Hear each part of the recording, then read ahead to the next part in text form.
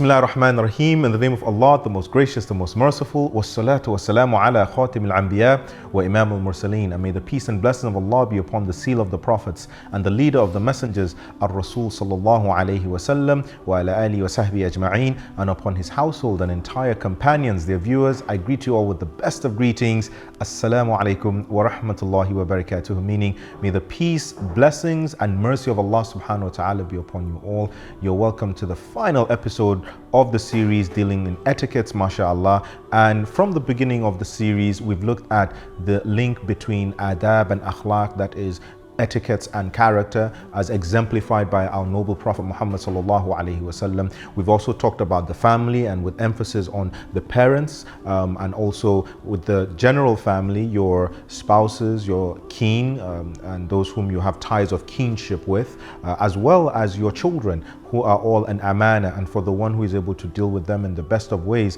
you build such a strong family unit based on goodness, on love and compassion. That equally forms as part of the strong unit for the community, would also become a successful one. When we looked at the surah, specifically Surah Al-Hujurat, which deals right, it gives us a greater insight on how a successful community should be. And with the advent of so many things today, social media being one of them, it's so easy for people to commit errors or do things and think, oh, it's cool, it's part of who we are. But truly, it's not part of Islam if you go on social media slandering one another, and if you backbite against one another, and you're not doing things to propel one another to greatness. And ultimately, the last statement of Allah subhanahu wa ta'ala, where He describes how the believers must be with one another, and ultimately also how mankind should see themselves as equal, regardless of where you're from, whether you're Nigerian, you're British, you're Bengali, you're Pakistani, Somali, wherever you're from. Allah subhanahu wa ta'ala tells us that verily those who are closest to Him, inna akramakum indallah atqakum. Verily those who are closest to me are those who are most mindful of my presence, mindful of the worship of me, mindful of their return to me. So let them treat one another with goodness, with kindness, and with honor and respect. These are the etiquettes that leads to a great community, or the existence of a great community. Now, once you have communities that exist, one thing that begins to happen between members of such a community are business transactions. And that's why the last episode is going to be looking at our interactions with one another when it comes to business transactions. What is the adab of going into transactions business-wise, and how are we meant to treat one another or partners, whether we're of the same faith or not? Allah subhanahu wa ta'ala has given us guidelines to our lives from start to finish. And in the times we're in today, where there are so many business concepts that have come out there, from those who are involved in cryptocurrencies to those who do businesses working within a supply chain, supply chain management and things like that. How do you interact with one another? What are the principles that should guide us as Muslims when we go into business transactions that enables all parties to feel that something has been done to protect not just the wealth, but also the honor and dignity of the one who is providing or making the wealth as well? Now, one of the basic requirements for anyone to be successful in any business transaction is integrity. Integrity here meaning whatever is going to be the returns of a person, whatever are going to be your returns, whatever is meant to be the input, whatever you are taking in, putting out, all of this is plainly put on the table for everyone to be involved in that transaction. And that's where integrity lies, and truthfulness especially. When you are truthful in your business dealings, this is the first step to being a successful individual in your business transactions. Look at the life of our noble Prophet sallallahu alaihi wasallam, for example. Right before he had attained the station of nubuwwah, that is prophethood, he was already known as al-Amin, the trustworthy. And if you look at the narration of how he had interacted with his wife Khadija radiallahu ta'ala anha, I always narrate about how this was the greatest love story of all time, because here she was, an employer, a wealthy, beautiful woman, most sought after in her community at that time. The wealthiest of people wanted her, and yet she was able to find love and honor and dignity in the arms and in the life of the Prophet sallallahu alaihi wasallam, who by we must all take into context, was working for her. And one of the things, or one of the attributes that he had while working for her, was his honesty.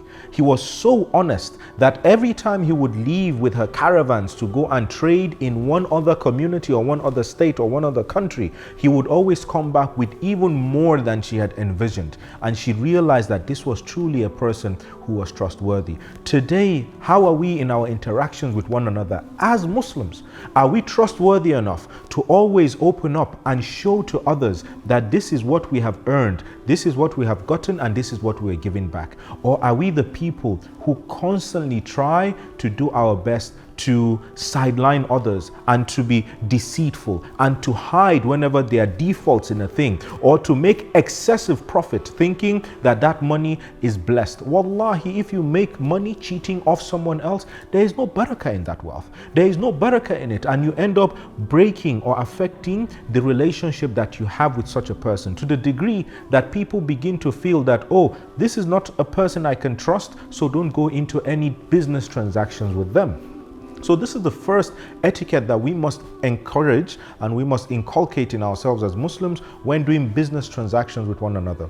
Be trustworthy, be open, and have integrity. Everything must be put on the table, because there is no business transaction that is carried out with defects being hidden that is blessed. The Rasul sallallahu alaihi wasallam cursed the one who hides the defect of a thing and then allows for his brother or any other person to purchase that without being mindful of those defects. So it's prohibited for one to do this sort of interaction or this sort of business transaction. Then there are other business transactions which are also for us to learn about, where we don't have to be involved in interest, in usury. Instead, you can do what is called the mudaraba. This is an avenue where funds are provided and then you do your business and you execute it in the best of ways, and the profits are shared amicably between the parties. But then this also still falls back to the major aspect of integrity and being able to show what you have truly earned and what has truly come through that particular transaction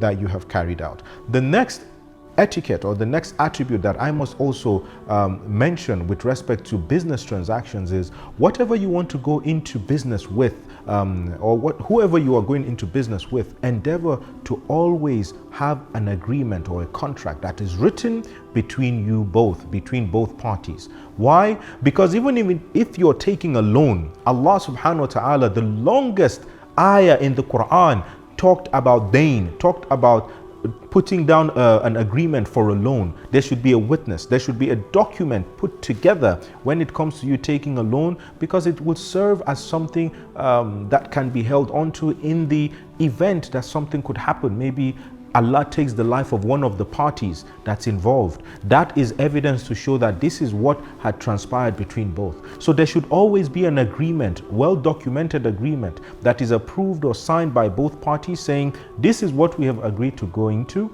And even though there is a word of mouth which should suffice, we live in a time today where it's so important that you have such documents put together. This was given to us as far back as over 1400 years ago. But today, a lot of people, legal advisors and all of that consultants, they harp on this because they feel this is very important and relevant to our time. But it's been relevant for all times. So we must be able to enact this, because what it does is it helps us to stay within the realms of what has been agreed upon, and so no party feels cheated thereafter. A third attribute or a third etiquette I want to mention, in addition to these two, that helps in promoting good business engagements and transactions, is whatever business you are going into as a believer, as a Muslim, ensure it is a business that is halal. Allah subhanahu wa ta'ala will surely bless your business so long as you are doing what is halal. But if you are doing what is haram and you still tell yourself that, oh, you are being honest, you have integrity, you have all of that, but you are dealing in what is not pleasing to Allah subhanahu wa ta'ala, then there will be no barakah in that. So for a person, for example, who wants to deal in alcohol or deal in anything that is prohibited by the faith, surely such a thing will not earn them the blessings and the pleasure of Allah subhanahu wa ta'ala. As what is prohibited for you to either consume and to partake in, it is equally prohibited for you to make wealth or generate revenue from that as well. So in wanting to live a blessed life, in wanting to live a good life, if we follow these basic etiquettes, they will surely enable us attain hayatun tayyiba in this life, and ultimately also attain the pleasure of Allah subhanahu wa ta'ala in the hereafter. And remember, whoever sacrifices for the sake of Allah, Allah subhanahu wa ta'ala will surely replenish and reward and elevate your status beyond your thought and your imagination, because you have done it for his sake. Our noble Prophet sallallahu alaihi wasallam exemplified this, the sacrifices he made for the sake of Allah. And that's why on the day that he would leave this world, while everyone would have wondered for themselves and worried for themselves, for the Anbiya, the Rasul sallallahu alaihi wasallam kept saying, Ummati, Ummati, my ummah, my ummah. We as an ummah need to live up to those expectations that are placed upon us, and the best way to achieve this is by building the best etiquettes, or building the best character that also gives off the best etiquettes in how we interact with one another and with others of different faith as well. I pray that this series has been beneficial to you. I ask that may Allah accept it from yourself and from myself, and may He bless the entire team that have supported in making this possible. Until inshallah we come your way again with other impactful series and impactful topics. I remain a humble brother in faith, and assalamu alaikum wa rahmatullah wa barakatuh.